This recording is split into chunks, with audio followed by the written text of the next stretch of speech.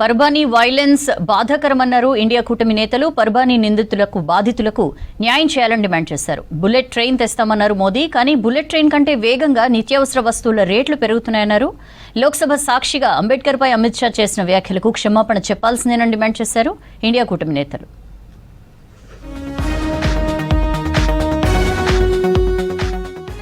మహారాష్ట్రలోని పర్బానీ బాధితులకు న్యాయం చేయాలని డిమాండ్ చేశారు ఏఐసీసీ అగ్రనేత రాహుల్ గాంధీ. పర్బానీలో ఇటీవల జరిగిన హింసాత్మక ఘటనలు బాధాకరమన్నారు. అందుకు సంబంధించిన ఫోటోలు, వీడియోలను తాను చూశానన్నారు. 100% యువకుడిని కొందరు కావాలని హత్య చేశారని ఆరోపించారు. కానీ మహారాష్ట్ర సీఎం అసెంబ్లీలో అబద్దం చెప్పారన్నారు. యువకుడు రాజ్యాంగాన్ని కాపాడడం కోసం ఫైట్ చేస్తున్నాడన్నారు. బీజేపీ రాజ్యాంగాన్ని ధ్వంసం చేయాలని చూస్తోందని మండిపడ్డారు రాహుల్ గాంధీ. మహారాష్ట్ర బర్మానీలో హింసాత్మక ఘటనలు జరిగిన ప్రాంతాన్ని సందర్శించారు రాహుల్ గాంధీ. बड़ी क्लियर बात है, उन्होंने मुझे पोस्टमार्टम रिपोर्ट दिखाई, वीडियो दिखाया, फोटोग्राफ्स दिखाई. ये 100% कस्टोडियल डेथ है.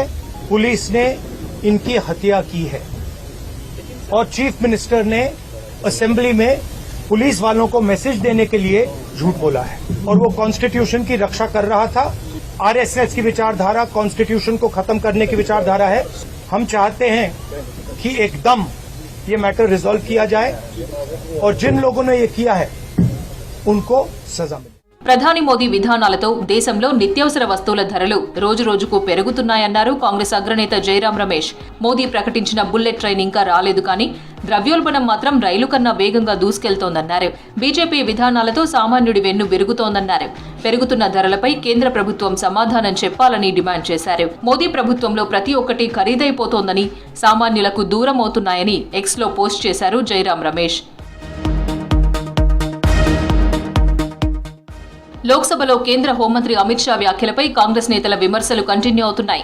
అమిత్ షా తక్షణమే అంబేద్కర్పై చేసిన వ్యాఖ్యలకు క్షమాపణ చెప్పాలని డిమాండ్ చేశారు కాంగ్రెస్ నేత సచిన్ పైలట్. అమిత్ షా చేసిన వ్యాఖ్యలతో బీజేపీ విధానమేంటో ప్రపంచానికి తెలిసిందన్నారు. उन्होंने जो शब्द बोले हैं, जो अपमान किया है सदन के अंदर उस व्यक्ति का जिसने हमारे संविधान का निर्माण किया, उसका जो अपमान किया है, जो अशोभनीय भाषा का प्रयोग किया है, मुझे लगता है उसके लिए उनको माफी मांगनी चाहिए. पूरे देश में लगभग हर जिले में आज ये मांग उठ रही है कि उनके लिए उनको माफी मांगनी चाहिए और अपने पद से त्यागपत्र देना चाहिए. ఢిల్లీలో శాంతి భద్రతలు కుప్పకూలాయన్నారు ఆప్ జాతీయ కన్వీనర్ కేజ్రీవాల్. ఢిల్లీ వాసుల కోసం 5 ఏళ్లుగా కేంద్రంలోని బీజేపీ సర్కార్ ఏం చేయలేదని విమర్శించారు. ఢిల్లీ అసెంబ్లీ ఎన్నికల్లో పోటీ చేసేందుకు బీజేపీకి ఎజెండా లేదన్నారు. తనపై ఛార్జ్ షీట్ వేస్తున్నారని, కానీ బీజేపీకి అసలు ముఖ్యమంత్రి అభ్యర్థి లేరన్నారు కేజ్రీవాల్. ఢిల్లీలోని ఈస్ట్ కిడ్వాయ్లో ముఖ్యమంత్రి మహిళా సమ్మాన్ యోజన పథకం రిజిస్ట్రేషన్ ప్రక్రియను సీఎం అతిషితో కలిసి ప్రారంభించారు. जब मैंने कहा था 2015 में कि हमारी सरकार आएगी तो बिजली मुफ्त करूंगा, यही बीजेपी वाले यही सब बातें बोलते थे. मैंने की ना बिजली मुफ्त. आम आदमी पार्टी की सरकार ने बिजली, पानी, महिलाओं का बस सफर, सड़कें, सीवर, काफी काम. इन लोगों ने क्या काम किया? पूरे दिल्ली की कानून व्यवस्था चरमराई हुई है. गैंगस्टर खुलेआम घूम रहे हैं, गोलियां चल रही हैं दिल्ली के अंदर. एक ही काम दिया था, वो भी नहीं किया. मैं ये गिना रहा हूं कि अगले 5 साल में क्या काम करूंगा.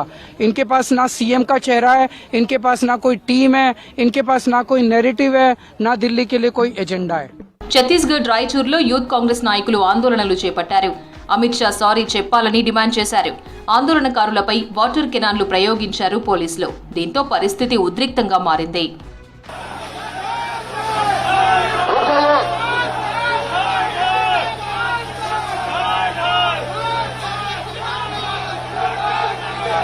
जबरदस्ती मत करिए.